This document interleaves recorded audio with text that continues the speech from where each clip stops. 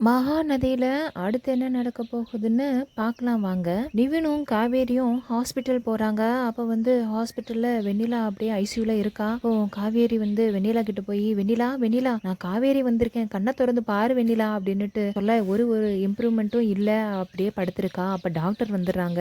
"என்னம்மா இங்க நிக்கிறீங்க? ஆள் ஆளுக்கு ஐசியூலலாம் வரக்கூடாது. வெளியில போங்கம்மா" அப்படின்ட்டு சொல்ற நிவின் சொல்றாரு. "சார் கொஞ்சம் வெண்ணிலாவை பார்க்கத்தான் சார் வந்தோம் நாங்க" அப்படின்னுட்டு சொல்றப்போ டாக்டர் சொல்றாரு, "வெண்ணிலாவுக்கு எந்த ஒரு இம்ப்ரூவ்மெண்ட்டும் இல்ல. இம்ப்ரூவ்மெண்ட் இருந்தா நாங்க உங்களுக்கு ஃபோன் பண்ணி சொல்றோம். நீங்க ஃபர்ஸ்ட் கிளம்புங்க" அப்படின்ட்டு சொல்ல வெளியில வந்துறாங்க. அப்ப நிவினும் காவேரியும் எப்பதான் இந்த பசுபதி நம்ம கிட்ட சிக்குவானோ, வெண்ணிலா மாமா எங்க இருக்காருன்னு தெரிஞ்சாதானே நமக்கு வந்து வெண்ணிலா விஷயத்த முடிவு கட்ட முடியும், விஜயையும் வெளியில கொண்டு வர முடியும் இந்த பிரச்சனை இருந்து அப்படின்னுட்டு பேசிட்டே வராங்க. அப்ப வந்து ஐயப்பன் நின்னுட்டு காவேரியை பார்த்த உடனே ஓடி வந்து, "மேடம் நீங்க என்ன மேடம் இங்க பண்றீங்க?" அப்படின்ட்டு கேட்க, அப்போ காவேரி சொல்றாங்க, "ஐயப்பன் நாங்க வெண்ணிலாவை பார்க்க வந்தோம். இப்பவும் அவங்க வந்து அப்படியே ஐசியூல தான் இருக்காங்க.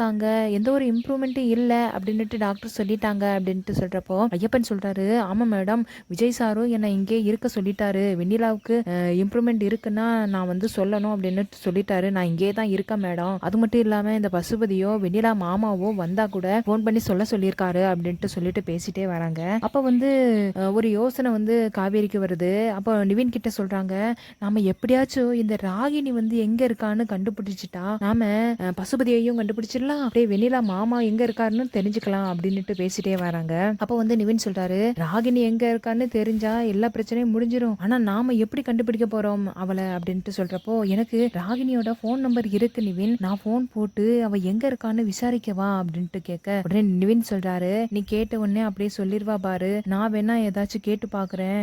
நிவின் சொல்றாரு, "நீ கன்சீவா இருக்கிற காவேரி, அதனால ஓவரா வந்து இதை பத்தி யோசிக்காத" அப்படின்ட்டு சொல்லிட்டு 2 பேரும் பேசிட்டே இருக்காங்க. இதை வந்து யமுனா வந்து பாத்துடுறா. யமுனா பார்த்துட்டு, "இங்க பாரு ஒர்க் ஷாப்" அப்படின்னு சொல்லிட்டு 2 பேரும் ஊர் சுத்திட்டு இருக்காங்க. இவங்களை இப்படியே விட்டாங்க என்னோட வாழ்க்கையே பறி போயிரும் போல. இதை அம்மா கிட்ட போய் சொல்லிடணும் அப்படின்ட்டு சொல்லிட்டு அவ வந்து வீட்டுக்கு வாரா. வீட்டுல எல்லாரும் வந்து அப்படியே ரொம்ப சந்தோஷமா வந்து கங்கா கிட்ட பேசிட்டே இருக்காங்க.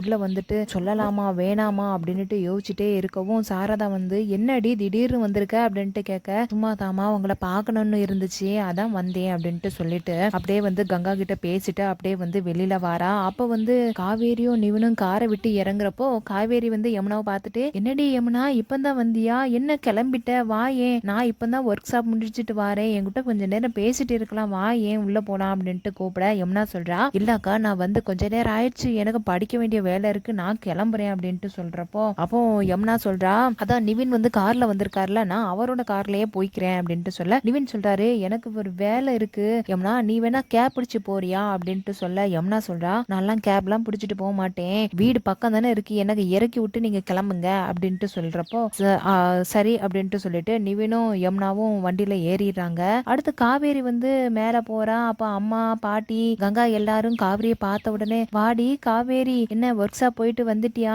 எப்படி இருந்துச்சு, நல்லா இருந்துச்சா?" அப்படின்னுட்டு கேக்குறப்போ காவேரி, "ஆமா எனக்கு ரொம்ப பிடிச்சிருந்துச்சு, எல்லாமே கத்துக்கிட்டேன்" அப்படின்னுட்டு சொல்லி பேசிட்டு இருக்காங்க. அப்ப வந்து பாட்டி என்ன பண்றாங்கன்னா, "இங்க பாரு கங்கா, அவளோட வயித்த பாரேன், இவ தான் புள்ளத்தாச்சி மாதிரி இருக்கா" அப்படின்ட்டு சொல்லிட்டு வயிறு அப்படியே தொட்டு பார்க்க வர்றாங்க. அப்ப காவேரி, "பாட்டி என்ன பண்றீங்க, இந்த மாதிரிலாம் பண்ணாதீங்க" அப்படின்ட்டு சொல்ல, "என்னடி வயித்த தானடி தொட்டு பார்க்க வந்தேன், உடனே பொசுக்குன்னு என்ன பண்றேன்னு கேக்குற" அப்படின்ட்டு சொல்றப்போ, "நான் பயந்துட்டேன் பாட்டி" அப்படின்னு சொல்றப்போ கங்கா சிரிச்சுட்டே சொல்றா, "பாட்டி அவளோட வயிறு எப்போ சின்ன பிள்ளையில இருந்து பெருசா தானே இருக்கும், அதனாலதான் அவளுக்கு அப்படி தெரியுது" அப்படின்னு சொல்லி பேசிட்டு இருக்காங்க. அப்போ சாரதா சொல்றா, "ஏண்டி சாப்பிட்டியா, வா ஏன் சாப்பிடலாம்" அப்படின்ட்டு சொல்றப்போ அப்போ காவேரி, "அம்மா ஒரு நிமிஷம் இரேன், நான் வந்து ரெஸ்ட் எடுத்துட்டு அடுத்து வந்து சாப்பிட்றேம்மா" அப்படின்ட்டு சொல்லிட்டு ரூம்குள்ள வந்துடுறா.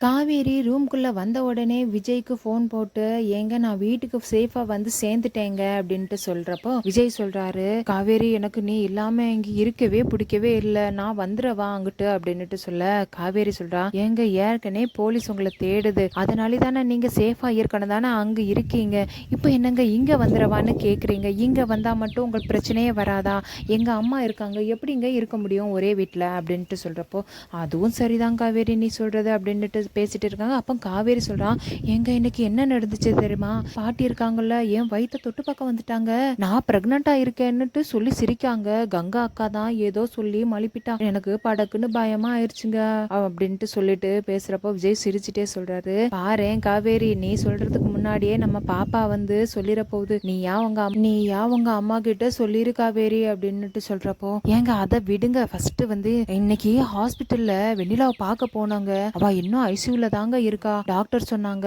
எந்த ஒரு இம்ப்ரூவ்மெண்ட்டும் இல்ல அப்படின்னுட்டு சொன்னாங்க அப்படின்ட்டு சொல்றப்போ விஜய் சொல்றாரு, ஆமா காவேரி, நான் அதனால தான் ஐயப்பனை அங்க நிப்பாட்டி வச்சுட்டு வந்திருக்கேன் அப்படின்ட்டு சொல்றப்போ காவேரி கேக்குறா, ஏங்க இந்த ராகினி எங்க இருக்கான்னு தெரிஞ்சா நாம வந்து பசுபதியை எப்படியாச்சும் கண்டுபிடிச்சிடலாம்ல அப்படின்னு சொல்றாங்க.